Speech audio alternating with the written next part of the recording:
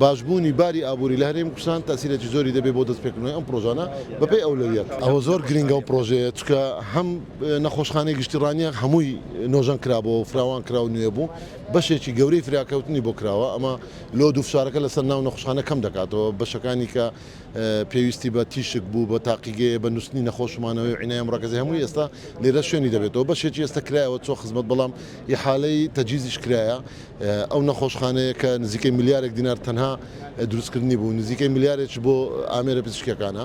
لە چەمچەماڵ بە هەمان شێوە هەمان پرۆژە هەیە لە شاری دۆکیش پرۆژەی سنتەری چانی مۆخیسکێ تەواو بۆ وەرگیراوە بەڵام ئەویش تەجیزەکەی نزیکەی هەمووی پێکەوە 4 ملیار و 600 میلیۆن دەبی دروستکردنەکانیش کە هەریەکەیان بودجێ خۆی هەبوو بە تۆتەلی دەتوان بڵێن بە کۆی گشتی زیاتر لە 12 ملیار دینار بە سوپاسەوە بەڕێز جەنابی وەزیری ئاودانکردنەوەی عێراقی فیدرال کاک بەنگین ڕێکانی کە سەرپەرشتی دەکرد ئەو سێ سنتەری بۆ دروستکردنەوە ماوەی چەند ساڵێکە و ئێستا تەواو بوو چۆ خزمەتی نەخۆش هیوادارین کە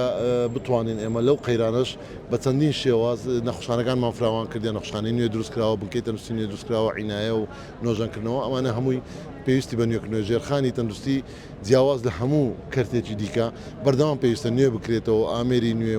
و شێوازی نوێ و خزمەتی نوێ بکەوە لێرەوە نەخۆش زاران دەبایە بچێتە ناو شارەکان ئەو ڕێژەیە کەم بکەینەوە بۆی خزمەتەکان لێرە وەربگرن دەستی گۆ خۆش. ئەمە وەکو هەر پرۆژەیەکی استراتیجی ئێمە لەگەڵ ئەنجومەنی ویزران لەسەر هێڵین پرۆژەکە دەرخستەی کۆتایی بۆ دەکرێت بۆی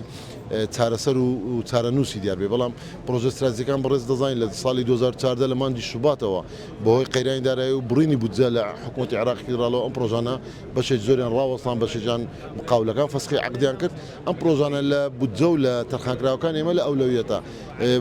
باشبوونی باری ئابووری لە هەرێمی کوردستان تاسیرێکی زۆری دەبێت بۆ دەستپێکردنەوەی ئەم پرۆژانە بەپێی ئەولەویەت.